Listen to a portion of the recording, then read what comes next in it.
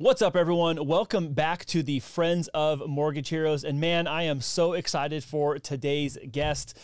We have someone who's very special to both of us for completely different reasons, and we're in each other's lives from different routes that still all brought us here together. So, Memo, thank you so much for inviting Kimo. And before I go into his full intro, I just want to say thank you for taking the time out of your busy day to come here today. Yeah, I appreciate it. Thank you so much. we know you're busy. Yeah, you got a lot going on. So, and I'm going to read this because I want to make sure it's accurate and that everyone really understands like who is Kimo. So today we have a very special guest joining us on the show, a man who has not only shaped the jiu-jitsu community here in Chula Vista, but continues to inspire students of all ages. He is the founder of Heritage Jiu-Jitsu, a place where discipline, tradition, and community come together on the mats. His journey through martial arts is one of passion, perseverance, and passing down knowledge, truly living up to the name Heritage. But beyond the academy, he's also a proud family man. In fact, he just celebrated becoming a grandfather for the 5th time. That's, count it, 1, 2, 3, 4, 5. So talk about a legacy on and off the mats. Today, we're going to dive into Kimo's story, how jiu-jitsu transformed his life, the lessons he's teaching the next generation, and why this martial art is so much more than just self-defense. Welcome to the podcast, Kimo Anderson of Heritage Jiu-Jitsu. Thank you for having me. Thank you, guys. Thank you so much. So happy to have you here today, man. man. That intro. I think that's a beautiful intro. Dude, you're a stud. I've known you for almost 15 years now, and like to have you here with us is super cool. This is a fun moment for me. This is going to be fun for me. You know, first of all, Kimo, congratulations on your 5th grandchild. How does it feel to be growing your family, your legacy, in addition to the whole Heritage Jiu-Jitsu community? Well, building a family is very important. We try to, stay close, especially for the little ones. As a grandparent, you want to be there for them. You want to be able to run around, chase them, pick them up, toss them, and give them back to the parents. Wait, you didn't say catch them. Is that part of it too? Yeah, well, you just toss them a little bit in the air. Not a baby, but... the toddler, the little bud. Yeah, there's a little one right there, yeah. I just couldn't help but notice that you've like skipped a step, but No, that's totally cool. So take us back to the beginning. When you first stepped into the mat, like what got you to say like, I like this? Was it jiu-jitsu? Was it kung fu? What was it? Wow. I would say in a nutshell, my wife had a friend that she worked with while she was teaching school. And this gentleman named Elio Navarro, he was teaching kids that did not have, proper parenting, things like that, to help out with the kids to get them structure and stuff like that. So he asked me if I would just help. Well, he showed me a lot of techniques and moves and everything. I'm like, wow, this is awesome. Now, he was from the Kempo martial art, not jiu-jitsu. But a lot of this we started doing, and then we started doing wrestling and catch wrestling and everything like this. And I like, great. And then all of a sudden, he left out of my life because he moved and got married in Denver. So I got the bug. I had to find a way to keep doing it. Gotcha. How old were you at this? I was 41 at the time. Okay. So 2 years ago. Yeah, right. Gotcha. 41 years old, I started with him. I think it was called Peaceful Warriors. And so after he left, I decided to look up places where I can train. There wasn't many places to train at the time. So I found a place called 858 Fight Shop. Gotcha. Out in Kearney Mesa. That's where everything happened. Yeah. Nice. Yeah, it was beautiful because it was a store that sold martial art gear. Got it. But in the back, there was a beautiful training center. Muay Thai, boxing, jiu-jitsu, a collective people coming from all walks of life in here. I got taught by guys that are now way up there. Gotcha. It's like an assembly line for getting your butt kicked. Yeah. Like you come through the front door, let's get you geared up. What's your size? What do you fit in? Okay, now go to the next door, and you start getting your butt kicked. That's pretty cool. Yeah. So whether it be jiu-jitsu, kickboxing, they're kind of as they're like taking the customer through the store, it's like, hey, this guy's into kickboxing. Get the kickboxing. Get the kickboxing guys warmed up in the back. He's coming in 2 minutes. So what you're saying, Andy, is jiu-jitsu is where you got the best butt kicking, or was that the easier? No, there's a lot of ways to get your butt kicked. You just mentioned, you just mentioned these other types of, what is it? Martial arts. Martial arts. Yeah. And you chose jiu-jitsu. Like, what got you hooked on that? Personal versus the other? contact. Personal contact. I associated it to my childhood and other people's childhood. Is when you're smaller and you have brothers or your friends, you end up fighting physically. It's fun. But then as we grow up, we start distancing ourselves from another human being. You know, you're invading my space. You're getting too close. Gotcha. No, I want to be real close to you. Nice. You know? So it felt good to do that. Wow. What's interesting about it, and what is kind of like the mind twist for most people that step into jiu-jitsu, mind you, I'm saying this with a very limited experience, but some experience nonetheless, is it doesn't make sense that I want to be closer to you than far. There's like this weird, dangerous distance, which is like, this is a dangerous distance. Right up against you is not dangerous, and really far away from you is not dangerous. The dangerous spot is like this distance right here. Like right now, you're not a danger to me. Okay. If I'm hugging him, he's not a danger to me. But if I'm this far, he's actually very dangerous to me. Yeah. And that messes with people's mind. Because like, wait, what do you mean? Like, there's lots of ways for him to attack me or hurt me right now. But if I'm closer, he has to do something different to do that. Absolutely. They call it distance managing. You know, in a fight, you either want to be all the way out or all the way in. That in between is never going to work for you because I could touch you, you can touch me. I don't want that. Gotcha. Danger zone. That's pretty crazy. So who were some of your influences or mentors that you came along the way that you're just like, man, they really know how to touch or they really know how to freaking choke people out with this? My professor, Clark Gracie. Oh, what? Yeah, my professor, Clark Gracie. I have a lot of different other people that I know that are far better than me, but they inspire me.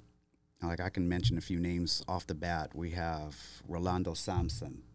When I first met him, he was a blue belt. I was a white belt, and I remember him showing me a few things. And I'm like, he's just a kid, right? I'm a grown man. He's just a kid. And what does he do? He shows me something that just impacted my life. Okay, That's cool. Bruno. So Manifestino. you can learn things from younger, is what yes. you're saying. So you're that old dog that likes to learn new tricks. Exactly. I like that. Yeah, even if you don't want to learn them, they'll be taught.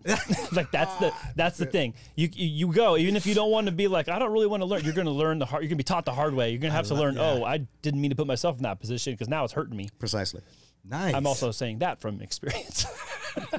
Yeah, and I'm sorry you were going. So he was one of the younger ones that taught you the lesson, and yeah, there's a lot of different people that I admire, and sometimes I take a little bit of their techniques and their style and make it my own. That's what jiu-jitsu is about. It's artwork. You use your body to make art, and your mat is just your canvas. wow, I like that. There's so many parallels to jiu-jitsu and life and business. What would you say in the earlier years? What are some things that you had like an epiphany about or an awareness of like, oh my gosh, this is translatable to this other part of my life? Is there anything that sticks out in those first couple of years, like from the white belt experience? Like you're just brand new green. Yeah. You're like, hey, I'm learning these things. Is there something that translated like right away to you early on in those early years? Yes, I applied it to my own job, or not my own job, but when I worked for Aerospace, I learned that some of the executives would give you a job to do, a project. And if you don't know how to work that project, you have to find, subject matter experts. Well, if I'm in jiu-jitsu and someone's mounted me and I didn't know much about how to escape, I have to figure out how to do that, right? So that's when I applied that to my job and taking little bits and pieces, because you just can't move a big rock. But you can move yourself a little bit. So that's where I applied it at. That's pretty cool. Mm-hmm. So do you think that as the course of time has passed and you've accumulated many more years and you've ascended in your belts, like do you think that some of those same things are more like foundational, or is it just kind of like, oh, I'm acquiring skills along the way and they're just in this bag, or is it a compounding effect for you? It started off in the beginning probably up until my purple belt that this is something that I know how to use, put it in my bag. Mm-hmm. After that, you start learning how to pull that right technique out at the right time. So that's pretty much how I assess what jiu-jitsu is about. It's like you got to find the right tool for the project that you're working on. Yeah. Yeah. Yeah, and how to apply it, how much like how to apply it, how much leverage, force. Yeah, because there's a lot of times when when you're with somebody, there's it's not always an equal an opposite force, but there's another force. It's like I can be putting pressure on you in one way, but you're putting pressure on another. I'm like, hey, this is not equal and opposite. It's from a whole nother angle, and you have to like be able to understand and sense even with your eyes closed. Oh, I got to maneuver around this, through it, or either rest and take a breath and calm down before I do it, or I'm just trying to muscle my way through it, which oftentimes doesn't work. Correct. That was a lesson I had to learn the hard way. Yeah. And I'm going somewhere with this because it does translate to business too, where I think so many times we try to like force an issue rather than take a second and take a breath and go, okay, what are all of the variables at play right now? And then what do I need to do given that set of things? Yeah. True. And times where I was trying to be too aggressive or too forceful too early into like a match or something, I would get myself hurt or get tapped out because I'm struggling and forcing my way into where I want to be rather than working with what the opponent is giving me. Yes. And finding those openings in those spaces where I can protect and guard, but also then attack when I need to. True. You figure out if your offense is going to be your best defense. And I've been in all of those positions. Just like when you're about to fight somebody that's taller than you, bigger than you, more athletic, younger maybe, and you just can't match energy for energy. You got to be able to draw it back a little bit, let them make a mistake, you capitalize off of it. That's pretty much has been my game all these years, because I don't want to be attacking you all the time, right? Yeah. I want to be able to like sit back. What you going to give me first? I like that because, we're reflecting this, how you're using this artwork, but you could apply it in anything you do. I mean, you guys are talking about this, and since I've never done jiu-jitsu, I just don't like. I like my personal space. He will. But I could certainly put that in. When I'm hearing you speak about this, it's like I'm just thinking of business. Like we don't always just want to go. We want to analyze the situation. Correct. We don't always want to force things to happen because a lot of times things that's when they fall apart. Well, sometimes it doesn't. You have to choose the right battle, so to speak. There you go. Case in point, let's say if somebody that I have is they're laying on their back, but I want them to be on their side. There's a way for me not to just push them, but I can use my body in such a way they don't even know they're moving to that position. Gotcha. So I may drop my shoulders down, push into their body, and stop them on the other side, so that's where they're going to be laying. I like that. So that's forcing it, but they don't know I'm forcing it. Got it. It's like more like coercion. Yes. Coercion. More like coercion. But there's also times, and one of the things that I was setting this up for is because there's times in business where it is the small things that can hurt you. And there's some times where like a fight literally will come down to like one appendage. If you got me in like an arm bar or something, well, the whole fight is right here, right now in this arm. It's not with my legs. It's not with my torso. It's we're going to win or lose right here with this one thing. And in a non-rules environment, if someone's like, yanking on your thumb and you're going this way, it's the whole thing's about just this one thing. The whole fight is right here. It's not anywhere else. I'm not getting punched, getting kicked. It's like this, the one thing. That's a good observation. And in business, it's very similar. Because there are things that are in part of your system, your environment, or your method where it can be a small thing, but man, it can be the most threatening to the outcome you're hoping to have if you don't address what it is, because it might seem like a little thing, but is the only thing that matters at the time. Yeah. No, that's great. Take that away. Yeah, I love that you bring that up because I remember when I was talking with Kimo, and why I wanted to be here with our podcast is because it's like he was just getting no's left and right. He had this doubt, right? Like, am I going to do this? And how am I going to do this? How do I go about it? Like, he just didn't know. And so he calls me after I got him in debt in his house, right? He calls me. He wants me to get him in more debt, and I have no problem with that. But the choices have to be right for that situation, right? Yes. And what I admire of Kimo is his resiliency of wanting to do this. He was thinking bigger than himself. Like, what am I going to do? I want to change communities here. I want to impact Chula Vista. Yes. And how do I impact it? I impact it with opening Heritage Jiu-Jitsu. Correct. And so I love the name Kimo, and I certainly appreciate that you actually made it happen. So when you hear the word heritage, obviously you came up with that. Yes. What does that personally tell you? How did you choose that? It's very ironic that you mentioned this because after I came up with the name, I was looking at the name as something of lineage, something that provides roots and the growth. And turns out that I live on a street of Heritage. I live in a community called Heritage. There's a street down the street called Heritage, and no correlation. I didn't get it from there. But over a little bit of time, I kept looking at names that would represent what I want to convey to the people. And so I'm looking at, I started always hearing jiu-jitsu is being watered down and they're handing out belts and this and that. And nobody really cares about keeping their heritage, right? And when I said that to myself, there's the name. Gotcha. There's like a story, and there's also a very big statement you're making at the same time. Absolutely. There's I mean, watering down, but also this is also part of the story how I came up with the name. That's crazy. That's awesome, man. Yeah. That is. There's such a purpose behind that. Yeah, and it obviously has like the underpinnings of legacy and what that means. But I think that if I was to say that in my own words, like you're setting a certain standard that you're hoping to be accomplished by all students that come through, rather than the participation award method of progressing people through stages.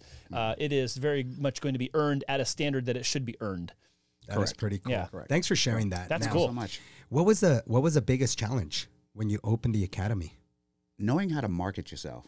Okay. And here's something. I'm glad you brought this up because I finally realized what I was doing all along. When I created my first Instagram and Facebook 15 plus years ago, when I was doing my posting, I was actually didn't even know it. I was actually building myself, marketing myself to show people that I can be of this age starting off. Here's what I represent. Look who I'm with. Here's my lineager, and go with it. Yeah. And over time, I created a following. Used that following in that platform. I started out of my garage. Out of my garage, I made sure that I was knowing what I wanted to teach without watering it down, teaching what my professor had passed on to me, and then other people that I've trained with, other people I know as black belts, here's what they've done. They showed me. I said, okay, I can do this. It just took me to get pushed out into it. How that was done? Aerospace? No more. COVID did it. COVID did it. That was kicking the bird out of the nest, huh? Yeah. That was it for you? I would believe it was like about 4 to 5 years before I left Aerospace. I was already sitting at my desk drawing things, making quotes. Wow. So I was working towards it. What do I need to do to get insurance, finding a building, learning how to do a lease, things like that. So it took a lot of preparation, but I was never going to leave because I was comfortable getting that paycheck every 2 weeks. That's pretty cool. I want people to really take that in for a second, because a lot of times it's like, people have this flash in the pan idea. I want to start a business, or I want to launch a company, and like, okay, so by tomorrow I'm going to have to, it's like, even there's stuff online, even it's like how to start a business in 48 hours. And you're like, okay, time out, hold on. Yeah. That's not always the right course. There's a method to the speed and the pacing of being prepared, asking the right questions, being thoughtful, I think, and thorough, which then actually weaves into the DNA of what you're talking about right now. Even it being heritage and it being built with the intentionality of being long-standing. Yes. It can't be long-standing with quick set concrete. No. Overnight. No. It has to be step by step and along the way, and you build as you go. And I think that also says a lot about, and I'm willing to bet, you can tell me yes or no, I bet that also translates from lessons learned on the mat. Yes. You have to build up your fights, you build up through your belts, and you build up through your opponents. And you don't just go and armbar someone in the first second, not if they know what they're doing. It takes time. You have to chess play your way into your competition. Absolutely. Yeah, that's pretty cool. So on our previous podcast, we were just talking about, Andy brought out this acronym, FUD. And that's fear, uncertainty, doubt. And I was saying, if you're prepared and you're just willing to move forward, in which that's what you did. You said FUD, you put that big old circle and that big freaking line between it. There's no FUD. I have to get it done. So obviously you have a beautiful, amazing wife to support you. Yes. Did that play anything into this role? Was she very encouraging? Very, very, very supportive. My wife, Laura, I just want to shout out. Hi, babe. Yeah. Beautiful, by the way. Amazing. Thank you so much. She's been my biggest supporter since day one of my jiu-jitsu career. She's been supporting me by coming with me to my training sessions, Sometimes she tells the black belts, go beat him up because he's got a competition coming up. I want you to take him, lick him up, and whatever. And they end up fighting me and killing me practically. But it was because of her. That's awesome. There's this term my friend John, he's another one of our clients, uses. He has like land and horses and stuff. And he's like, before we ride the horses, we have to work the fresh off. Yeah. We got to work the fresh off the horse. You get them in the pen, and you got to let them, have their saddle on, and you have their reins, and you're just working them in a circle, get them sweating a little bit before you can get on that horse, because they got too much fresh on them. So I'm thinking of that as you're telling me a story about your wife telling the black belts, hey, go work them up a little bit. That way he'll be calm later. Yes, get all that energy out. And all of them were Send them back when you're done. Oh my God. Okay. Yeah. Send them back when you're done. Mm-hmm. Oh my gosh. Back to her on the seat. That's the same thing my wife said. Awesome. That's why she keeps advocating I go back to the mat. She's like, you always used to come back like a little less intense, a little less tired. I'm like, okay. Yeah. I encourage a lot of my students to keep coming. And I know their wives, matter of fact, it was just the past couple of days ago, I received a message from one of my students. His wife says, she just had a baby too. She just had a baby. And I know that he is a pure good father, but he is driving me crazy. Can I push him over there to you now? I would say bring him over because I haven't seen him in 2 weeks. I want him to come and train. So if you're a wife listening right now and you need some adult babysitting for your husband, where they're gonna get some licks along the way, I'll do it. Go over to Heritage Jiu-Jitsu. Send your husband to Heritage. They'll beat you up and send him back home. Yes. Yeah, that's awesome. So how long have you been, was it since you opened Heritage? Has it been like 2 years, a little over 2 years? 3 years now. Oh my We're on our goodness. 3rd year. That's unreal to think about that. And hoping that we can renew for another 3 years. We only have 2 options. That's pretty cool. So after that, I probably have to start looking for a new place. Oh, wow. So when was a moment where you were just looking around and say like, man, this is actually working? Last year. Really? Okay. So Just it took last 2 year. years. Yeah. One of my coaches, Ray, he's one of our kids' head coaches. He had told me many times, stop and smell the roses. Enjoy stuff, because I'm a workaholic and I really want to get things done. And he just says, hey, anytime you feel like you need a rest, I'll take over. That's okay, awesome. That's cool. I just started feeling that. It took me about 2 years. Every time I opened up the front door, I'm thinking I'm opening this business for somebody else. There's times that I felt I may need a day off. Oh, who do I talk to about that? Oh, me. Then I would change my mentality. I would say, nope, there's no day offs here. So I've been working hard. That's pretty cool, man. That's pretty crazy, right? You really think we're so used to immediate gratification, immediate success, but sometimes that's just not the case. It takes time. And it takes the right people to come along the ride with you that take that ownership. And so you just found somebody that's willing to take ownership with you. Yes, that's true. I have a few other coaches that come and help during the kids program, but essentially I teach all the adults. Got it. Morning and evening and afternoons. That's awesome. I was just having a conversation with a friend of mine who I had done some work with about 12 years ago now, and we were talking about this concept of like smaller groups, greater depth, and it's not an anti-scaling position. It's just that he leads really elite swimmers. So his name's Matt. He's a former rescue swimmer for the Coast Guard. My long-standing joke is he'd drown you in a cup of water on the table. But he has a small group of people that meets weekly at the pool to do exercise and regiment in the pool, in the water, and out of the water. And it's a group of only like 17 guys. It's not 100. It's not 500. The programming could stretch that far, but the intensity and the depth of it and the relationship in the community comes from the small nature of it, because there's intimate knowledge of one another, and they expect each other to show up, and they push each other and encourage each other along the way. And I see that a lot in business, obviously see that a lot in jiu-jitsu and in all the other aspects of life. But where there typically are smaller groups with frequency, the depth is also there too. That's right. I feel you on that. That's like having a small group of people that you don't have to have a large quantity. I want quality. Oh. And if there's only 4 people in front of me, I want to teach them everything I can teach them right there. Of course, with limitations, because you can't download too much information. But I take pride in small groups, but I can also do big groups. And it happens both ways. Yeah. That's super cool. That's really cool. Jiu-Jitsu is considered the gentle art. Yes. And it comes with tough lessons. Very much so. Right? On the mat, what has that been one of the life lessons it's taught you? Be humble. Be humble. There's always somebody out there bigger, better, faster than you are, timing-wise and all that. I do realize now something that I didn't think of during my 40s and 50s. I'm not getting old at that time, right? But then you got to start listening to your body. I say the past year, my whole jiu-jitsu style has changed.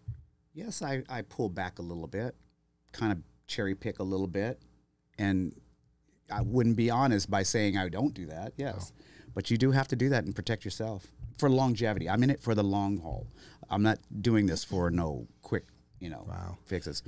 And just to elaborate on something that I'm finally doing, I have a upcoming fight match in Vegas. You're still doing that, huh? Yeah. Well, I was retired for 3 years, so I focused only on my academy. And I said to myself, if I can get it rolling, it's running itself, then I can just take some time for myself. So I signed back up to World Masters. Oh man, yeah. There's a couple things I'm listening to you share this part, and I'm like, one of the first things I learned, because I had only gone for a couple of years, but I wasn't going every week. I was going like on weekends only, and I was with some of my friends who were kind of delicately teaching me hard lessons by choking me out regularly. But call them friends. But one of those things, hey, the friends are the ones going to teach you the lessons the hard way. True. Don't just tell me, show me.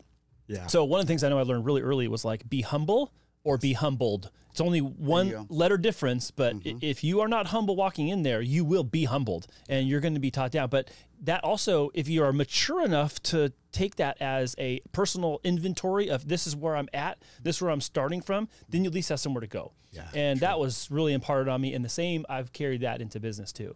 It's like you go into business environment, if you are not humble, you will be humbled by your competition, by your customers, by your coworkers. Like you can't just come in here all the time and force your will and force your way and everything, because there's resistance to things, there's pushback, there's balance, there's ecosystems, and that's something that I know I translated from the mat there too. And the other thing too is that your impulsivity on the mat exposes your immaturity. Yes.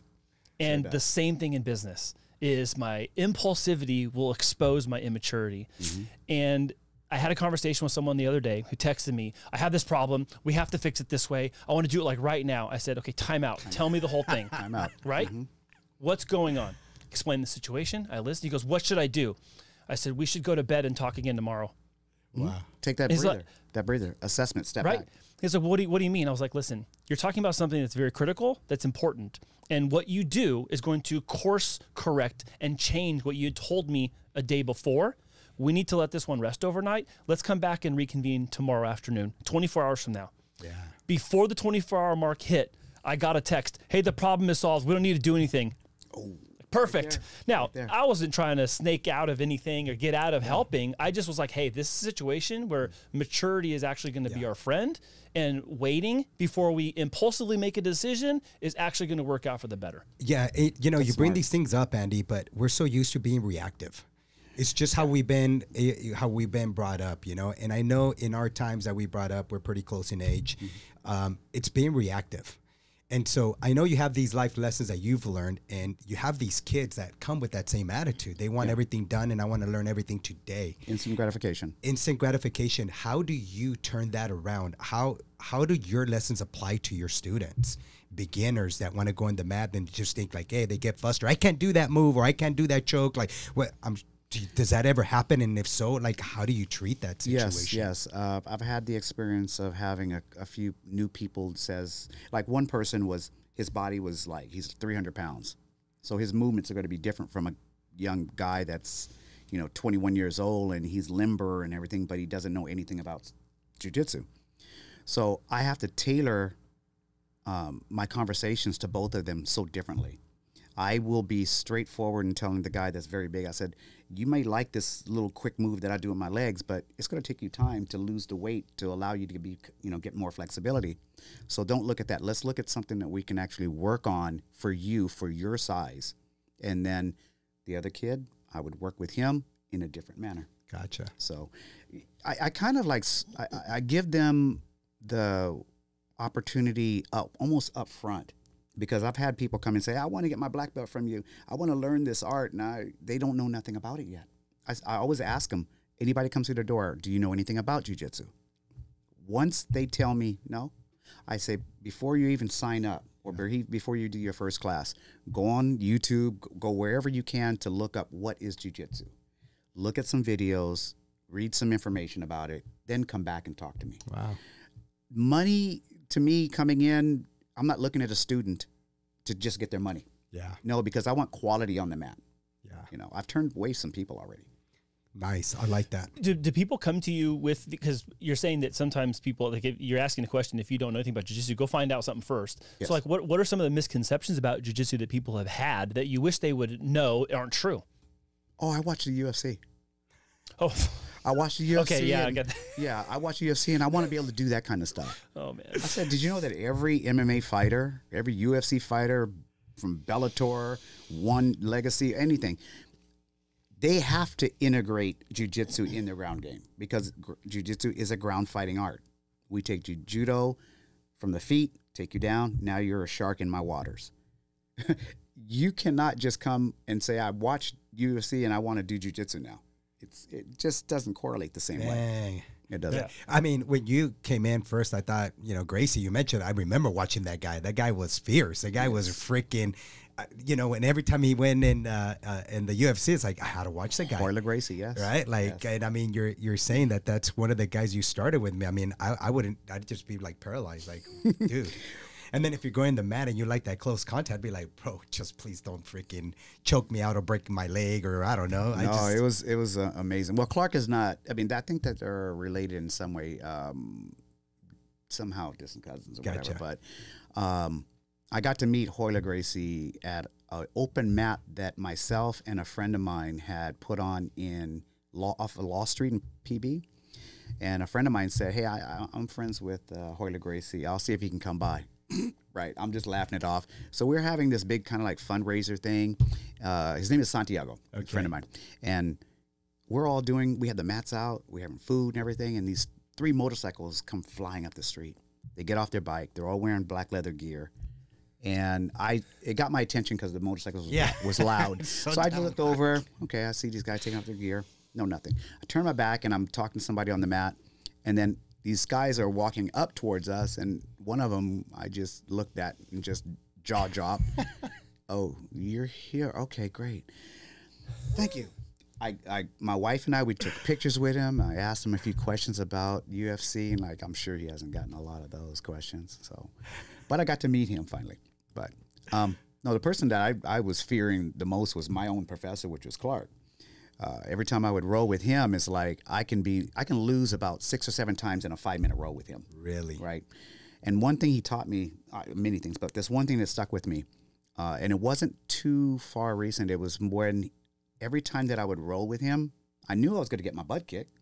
I knew I was going to be submitted, but I would almost allow it to happen because I know it's going to happen. So what does he say to me before the row? We go fist bump. He says, be aggressive, be first. Show me what you have. Gotcha. Then I said, there goes my anger. And I go for it. Still got submitted no matter what. But that wasn't what he was looking for. But what he wanted me to do was to be assertive. Yeah. Right? I wasn't being assertive. I was being like, okay, let's go. Yeah. You know who that was for me? Was this guy named Eugene Reyes.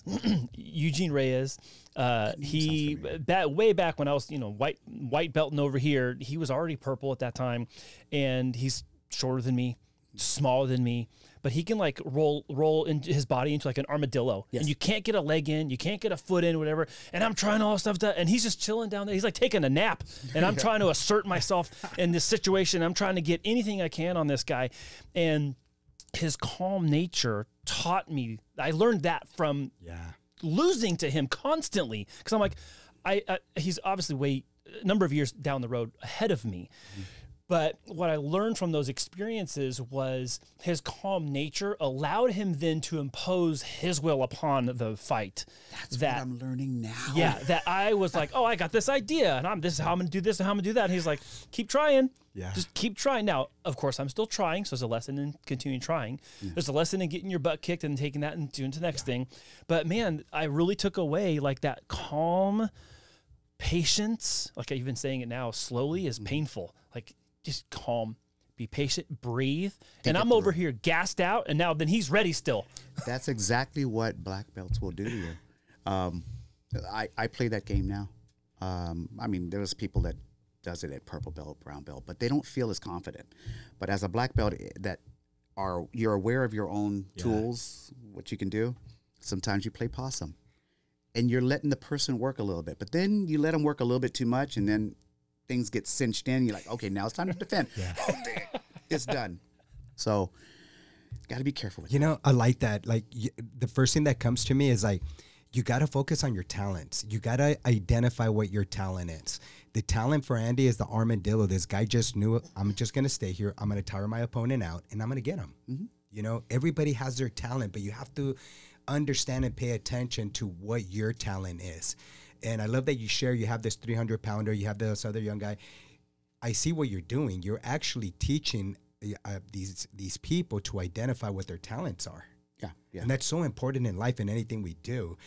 We mentioned earlier, congratulations, your 5th grandchild. You have your son, your daughter. That's all we're teaching our children too, is help them identify what their talents are. And we're here to support that journey. Yeah. I wished some of my children would have been able to get into jiu-jitsu. Two of my nephews did. I mean, 2 of them did, Gio and Roman.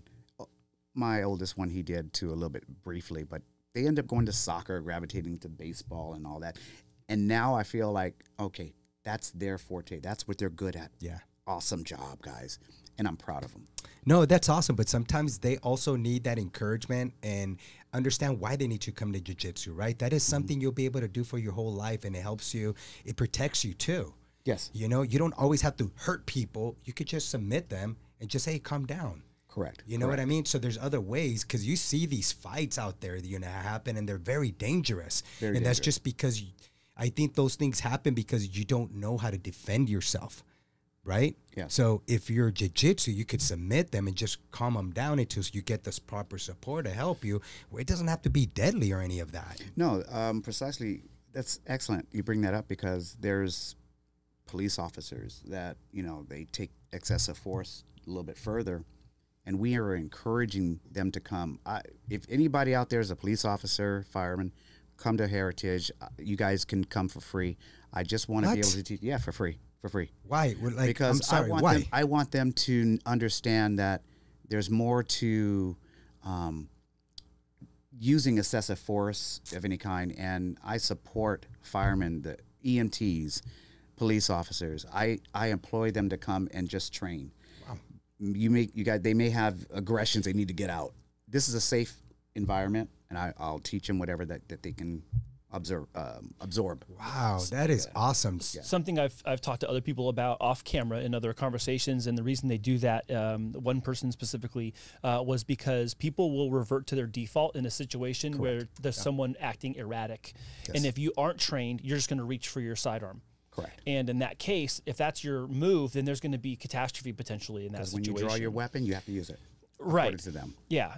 Yeah. So there's that issue, but also, I to your point about knowing like situational awareness, like even for my girls, even the small things I would learn on the mat and then come home and like just share with my kids, is because if you don't know anything, you'll end up just acting erratic. Same thing's true in business. Anything, right? You're just going to be erratic, and that doesn't do anything. You're gonna fall to the default mode, and that's like flail around and be crazy and wild. But if you are aware of what you can do, given A, B, or C, and you have an X, Y, Z solution for, then now you have enough preparedness and knowledge to then apply a safe outcome for yourself, literally, physically in the literal sense, but also I'm saying this in business as well. Like you have to know, what's my move if this, what's my move if that, how do I protect myself from this kind of risk and also create an opportunity for myself over here at the same time. Absolutely. Well, I can totally appreciate and I understand where the humbleness comes in. I mean, I know you wear your heart on your sleeve, Kimo. Ever since I met you, I just gravitated to you and your beautiful, amazing wife. You guys are just amazing and community leaders, you know? And so just the fact that you're saying, hey, if you're EMT, firemen, police, come for free, like, yes, please take them on this. Yes. We don't know, especially these police officers, they go through so much. These, you know, even the EMT, the fire, the firemen, the stuff they see mentally, yes, you know, this could be a distraction to that too. This could be therapeutical for them. So just that you're saying free, that's, oh my God, that's fucking awesome. I just got to say, like, come on now, right? Unless I'm mistaken, I don't think that their programs actually have martial arts training in them yet, but I know that there's a lot of discussion about that. It's just not deployed into the academy sense, from what I've been told. That's correct. Yeah, their policies won't allow them to actually do so much, but there's some resistance in their department where they can't allow that, you know, them to do that because they're going to be hurt maybe or something, and then they can't do their own job. Yeah, I see. But I see it all the time. There are people that are coming to jiu-jitsu, not just at our academy, but other academies that will teach them how to handle their way when they go to their job, come home safe. Yeah, gotcha. Right. When I teach women self-defense, it's the whole goal is to get them back home to their family. I absolutely encourage women not to fight men, and I also tell them don't use your fist. Gotcha. Because they're very gentle. But please use your elbows. That's use awesome. Your knees, use your feet. Yeah. Well, that goes back to the tools. Like, know what tools you have at your disposal. There's a guy, I learned that from the hard way, named Robert Draper, Marine. Oh, I know him. He's 6'4". Yes. But he's 6'4" and like 240 cut. This dude, he's the only guy that has choked me so hard it actually busted a blood vessel in my eye. Oh. Like, he got me that hard. Someone took a picture of it, and like my face is literally red. I look like someone painted my face red. He got me good. He's a cool guy. I tapped him out, but it was too late, bro. Like, he had me so tight, Memo. Like, I came home, I didn't know something was wrong. I came home and Jen goes, "What happened to your eye?" I'm like, "What do you mean?" I go in the bathroom. I'm like, "Oh shoot!" My eye was all red. Like a blood vessel burst in my eye. So Robert Draper got me. Yeah. But so here's the takeaway though. He with his length, he used that to his advantage. He knew what his tool was against me at 5'11". He's 6'3" or 6'4", maybe. Okay, but when I'm with someone who's 5'8" or 5'7", now I have the length. Yes. So I'm on the dishing it out side of that scenario, but I was on the receiving side of it at one point too. Yeah, gotcha. It's gonna happen. So I like that you mentioned. So women come. You have we have a girls few that are women. student? We have a few women that are students there. Tuesday mornings at 9:30, I offer women's self-defense and / jiu-jitsu as well, because you know a lot of the stuff is going to be taken to the ground too. Hand to hand, yeah. Right. So you use a little bit of jiu-jitsu to teach them how to defend themselves. And I know we went along through all this with the grandkids. You know, I think later if they understand the value of something like that, they'll transition in. Yes. But where I'm going with this is women should understand the value behind this too. You know, you never know, especially when you have your child or something, you're in a store, like just knowing how to handle yourself in a certain situation, understanding what kind of submission you can be able to utilize, that would be great for women. So please, like women, you guys need to, why not? It's more of Or is it like you get injured? Like when I see jiu-jitsu and I see what you guys are doing for me, I think like, and it could be a misconception, I'm going to get hurt. So it's possible, but like your body also tells you things. Sorry, No. I thought the same thing. I was like, I'm gonna get injured or something's gonna happen to me. I only know so much because of like when I was a kid doing like taekwondo and wrestling and crap like that. But it's a whole different modality. But the thing is like people aren't there to hurt you; they're there to teach you. Correct. And again, back in business, like we want people to come and learn what we know, and we share that from a legacy angle because I want them to be able to carry that forward. Whether it's about finance and economics, it's about mortgage and real estate, it's about jiu-jitsu, life lessons, self-defense. Like knowing what your tools are, and then how to apply them in any situation is really what it comes down to. Cool. Yeah, I agree. So I'm gonna switch gears with this. And I want to make it fun, right? Like I want to know, have there been? Obviously, you have so much experience in there. Yes, it's been 3 years. What's your most unforgettable or fun moment that you had on the mat, or that you've seen somebody that you're just like, damn, this was actually pretty cool. I never thought I'd see this. Oh wow. No. So many. There's so many. As far as a fun one, this is kind of recent. One of my students, he's Spanish. He didn't have a lot of English. Okay. So I ended up being on my back, and I threw him over my head. And when I threw him over my head, the first thing that comes out of his mouth was, "I weigh, I weigh." And so now when I see him and I'm about to throw him, I say, "Hey, I'm gonna get to do the I weigh." And it's fun. It's basically a Tomonagi throw, but he calls it an I weigh. So now the I weigh. That's awesome. It's like it'll be your school name for it. Yeah. Yeah. Oh man. That's Okay. hilarious. If there's a legend out there that you're like, I can roll with him, you know, whether they're living right now or they're past, who would that be and why? Damn. I just love rolling with my professor when I get a chance. Clark, crazy all the time. But there's also a few. There's one, Marcelo Garcia. Okay. Marcelo Why? Garcia. He's the GOAT. Really? He's the GOAT.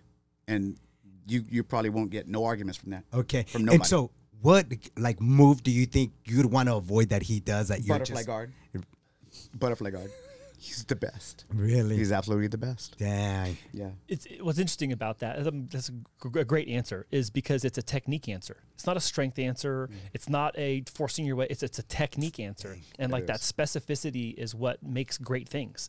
You know, whether it's the details and of engineering things like mic stands and lights and stuff like that, or if it's a strike approach or an approach in rolling with somebody, like that technique and that specificity stands out. That's cool, Agreed. man. Agreed. All right. Rapid fire, Andy, you can come on this one too. All right. You want me to answer these two? No, we could go because okay. I only have a few. You have your own. I have one. Yeah, You see what I'm saying? So on this one, the rapid fire, what's your favorite submission? Back choke. All right. Oh, geez. Okay. Back choke. That's where it comes for your eye. Gi or no gi? Non-gi? Both. Really? Both. Okay. Andy? Choking on food or being choked? Being choked. And I mean that in both levels. I know this is a different Doesn't it class. feel really? It's just one's food, the other one's is somebody else. Male or woman. Yeah. Yeah. It's both ways. Oh my right. gosh. The other one is going to be, what's your favorite? What's the one food that you can't live without? I would have to say lobster. What? Oh wow. You're expensive, man. I'm bougie. These are your expensive date. Bougie. Yeah, you're expensive, man. Okay, imitation crab. There- I'm just kidding. No, I don't you want said that. lobster. I said lobster. We're going with lobster. Yeah, we're going. That's not bad. That's actually good. You know, I mean, it's like, it's so if we're going with lobster, is it? You know, here's things that I Yeah, hear. hold on. There's a qualifier. Yeah. Yes. So large, medium, or small? Small. Why? Petite, sweet. There you go. Butter, no butter. Butter. Okay, Oh, thank all you. over it? Thank you. All Yeah. over it, Thank under you. it, in the crevices. How do you Thank you. still look like this? I don't say I have it all the time. I just said I want it. I was gonna argue that has to be the only way it is eaten. All right. Okay, that was it for me. I mean, those were just my rapid fire. I like that. Getting choked, I thought it was the same thing. You know, you're either choking on food or I know one's food, the other one's just getting choked out. But. It's just all in the neck. You may not be able to just have somebody lift your legs up and bring you back to resuscitation on your air. No. God. You're Yeah, that's choking. scary. You could be by yourself. Got it. Right? So that's a little worse. Yeah. No, very cool. Very cool. So, looking ahead, you know, in 5-10 years from now, where do you see Heritage Jiu-Jitsu? I see us with about 300 members, larger school, more coaching, and a bigger kids program. I like that. Yeah. You know, I like that. Because they're a future. They're a future for this sport. I like that you mentioned that. You know, they are that next way in their generation that just gonna keep the others going. You know, so why I wanted to get you in here too is because I see the difference that you're making in people's lives. Do you even realize what you're doing? It took me a or long you're that time. humble? It took me a long time. I mean, people are telling me that you need to feel what you're doing. Look at you have a lot of people here. So sometimes I'll reflect. I'm like when I go to teach, I'm looking at the kids program. There's two kids programs that we have. And there's like, we started off with 4 kids. Now we're 20, 30 deep. And then the adults classes, we're having 20, 30 people in the classes. And I'm like, how did I get here? Nice. I must be doing something right. But then I'm trying to think, I'm just being me. I'm not trying to be like somebody else. I'm not trying to copy somebody else. I'm just doing what I know. But I'm still learning. Being a good teacher, it takes time for you to do your own research. And so that's what I'm doing now. I'm just growing. Being a student, white belt still. That's awesome, you know, because... Wait, what? Yeah, be a white belt. Yeah. Because it doesn't matter what belt I know have what on you me. mean. I know. Yeah. It's a white belt mentality. There's It's still funny. a lot to learn. Right? I did this in one class. I put on my white belt and just did the class. At the very end of class, there was a few people left, and I said, "Did you notice anything different about me?" No. You're wearing a white belt, finally. So it doesn't matter. It's just how you teach. Yeah, dude, you know, I got to give you that. Thank you. Only I'm saying that because you come to people's levels. You know, by wearing that white, the first thing that I think about is he came down to my level. Yes. Where that's where it starts. And I can get there to what he's doing, you know, and that's inspirational and encouraging. So I like that. Like that whole thing, sometimes you have to go to people's level. They don't pay attention because you're so humble. You know what I mean? Chemo is chemo. So. No, I try. I mean, it takes a lot to be humble. And so you're evolving every time you feel like you're going to fall back into your old ways. Shut up, back up, and then speak when you need to. Damn. You know, and be careful what you're speaking. So, you know, if you were to future cast this and you're looking at something that maybe your grandkids can learn on the mat, let's just pretend that they're going to be on the mat. What is something you want them to learn from their experience by doing jiu-jitsu? Keep it fun and playful. Oh, okay. Why is that so important? Well, if you're always mad and aggressive, you're probably going to wear your body out. You wear your mind. You're not thinking correctly, and you just overshooting what you can be doing. I use the analogy when someone, like say in a tournament, and you see your student just scrambling around the person. They're doing great to a point where they're passing up their own points, right? Stay at the side control for 3 seconds or so. No, you just went straight there and then went to mount. Okay, well, you just left 3 points over here. Say the fight ends, you needed those points, so be present in the fight. Wow. And I'm teaching myself that because I have to do this come August 29th. So I'm going to have to live it and learn it at the same time. So essentially enjoy the journey. Enjoy the journey. It's a long, prosperous one, but I tell people, I said, if you put in enough energy and consistency in jiu-jitsu, jiu-jitsu will pay you back for you. Tenfold and more. But it is not everybody can do it. It is that saying, like what you put into it, you'll get out of it. But more. 2 magnitudes. Yeah. There's a multiplier on that. It is. Yeah. It is. There's so many things I again, even in my little short time of having done mat work, there's so many of those things that I still think about.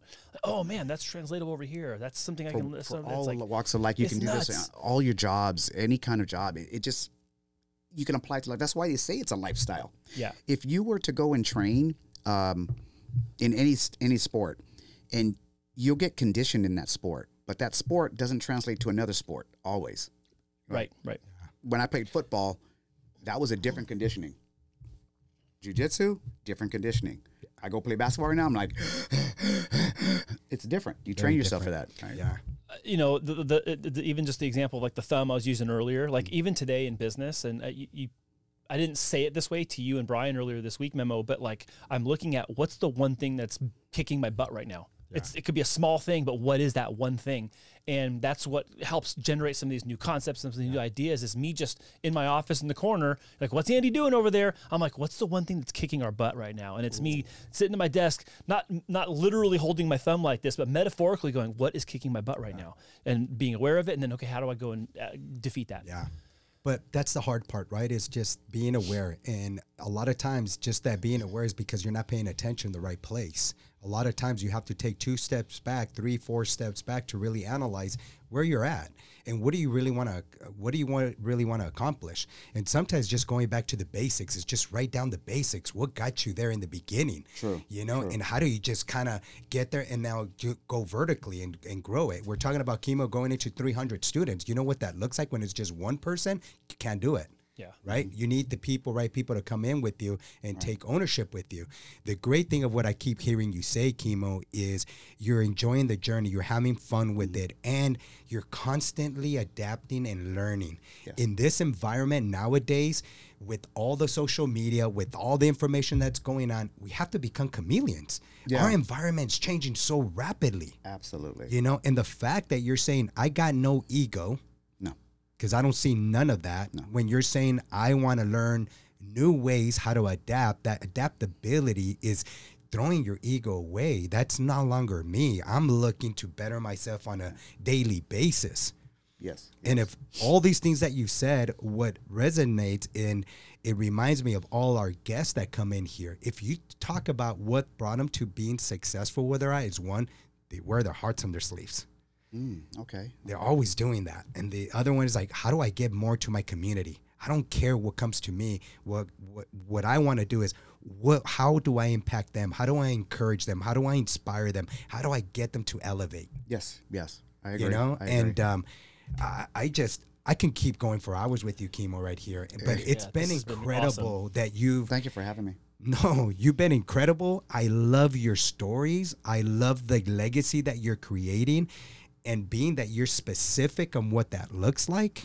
I know you're going to get there. This is a great example for anyone looking to have a life of meaning and purpose in their local community and in what they do with their hands. Like what is in front of me? Yeah. What can I do with what I have, and how can it make a difference? And I think you're just you're embodying that, and you're walking that out every day, man. That's why those classes are growing. That's why there's more people, and that's why like you're like, oh, I only get to 300. I'm like, that sounds like a small number. It's a big number you're saying, but I'm like, oh, it's going to be there. I already know it's going to be there because what you're embodying is already the subset of the characteristics, qualities that would generate that outcome.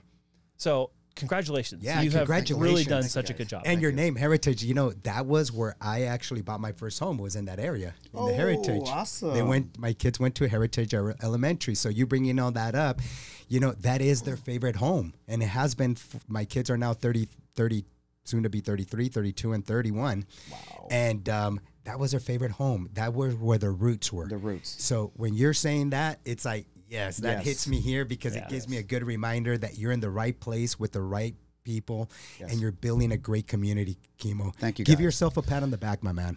All right. Thank you. And I'm going to do it for you because it's been incredible, and just seeing your growth and your stubbornness at, Will, I'm going to get it done. Where do I get that money? Yes. Like, I didn't give you the money. I don't know how you found it, but you figured it out. Well, I can tell you where I got that from. Yeah. Hey, I utilize all the money that I got from when they let me go. When they let me go, I had my parachute, and I used that money for that purpose. So your retirement's right there. That's amazing. Yeah. Look at that. You put your retirement back into your community. Yeah. Who can say that and do that? Just invest in yourself. You know, that's the answer that I gave to myself, that if I can do it, so can you. Just find your dream, find your passion. If you have a niche, fill that niche. Just do it. What? Just jump. Nike? Just jump into it. I have one last request. Yes, sir. If you see us in public, but we don't see you, please don't choke us out. Yeah. No, I don't do that. Okay, thanks. I'm a reactor. I'm a reactor. There you go. Oh, then on the other side, I promise that if I see you in public and I already know I'm not going to try. You're already going to, see? You're like, no. So Kimo. Yes, sir. Is there any questions that we did not ask you that you're thinking like, oh, they didn't ask me this one, but I want to kind of get off my chest? Is there anything? I can't think of any right now. All right. I can't think of any. Awesome. No worries. You guys warm me out. There you go. Oh, shoot. Come on now. No. You guys made it really fun and made it easy. I enjoy this. That's awesome. Well, Kimo, where can people find you? I know you're on Facebook. You're on Instagram. Mostly on the Instagram, Heritage JJ CV. I believe that's what it is. All right. Our website is heritagejj.com. You can find us there. We have our website. You can find out information. Our schedule is there. I'm even transparent with my prices. My prices are right there. Not many other academies will list their prices there. Gotcha. So you don't go by weight on the pricing? No. No. No. Oh my God. Go by weight. Hey, I noticed I'm losing weight and my price, my membership price is going down every month. Wow, that's amazing. You know, that could be a good option to do. That would be a great incentive. A great incentive. That would be a fun. That's a funny. I've never heard anybody say that. That's actually a funny idea. It's because everything you buy now is with weight, right? You put them on there. That's hilarious. Step on the scale, and his computer registers in the dollar amount. There could be incentives, you know, for the next month. If you get down to that, I will reduce it to that. Hey, bro, I'm not I will sure if reduce that's it by every pound, you know, times 2, right? I'm not sure if that's stupid or brilliant. And they're before you know it, they'll disappear. Yeah. Or maybe they want to gain so and so. Oh, well, he lost all of his weight. But Kimo, there's these other people that are like that, and they just want to gain the weight too. Funny. Yeah, So they're you trying to never bulk know. up. So you just got to try to identify what their wants are and what they're looking for. Oh my gosh. Oh, that's right? true. That's so true. you never know. But my Kimo, God. it really has been fun. Thank you. Thank you for sharing this. I never understood jiu-jitsu as an art form the way you created that. And your flowing bean, that's your canvas. It's like, Brio, I'm going to see the UFC so differently now because of just what you spoke about and how you're treating it, you know? And so for me, it was very impactful of everything you shared. And I'm sure it's going to be like that for a lot of other guests. And I know for a fact, that's what you're doing already for your students. I appreciate it. And it doesn't matter what age. You're getting them from. No, if I can start off at age 41 all the way up, and I'm 63 now. What? My birthday is in September. Dang. You know, I'm moving up, and I'm still. Come on, man. 63. 63, I'm still doing it. 63. Come on. Yes, yes. Well, Kimo, it has been an honor to have you here today, and I sincerely mean that. Yes. Thank you so much for joining Memo and myself and coming to Friends of Mortgage Heroes. You know, this is a wonderful platform and a very fun platform, as you experienced, for us to be able to share this with our friends in and around real estate. And if you are interested in anything Kimo is talking about regarding actually doing mat work and getting into jiu-jitsu for yourself, your family, your kids, his contact information will be in the description box below. And if you have not ever watched this show with us, we have a lot of other episodes that are amazing with guests that are near and far here in San Diego. Like the video, subscribe to the channel, and turn on notifications. And we will be back again next week with another wonderful guest. But for now, we got to go out that door so Kimo can go choke Memo. Great show, guys. We'll see y'all next week. See ya. See ya.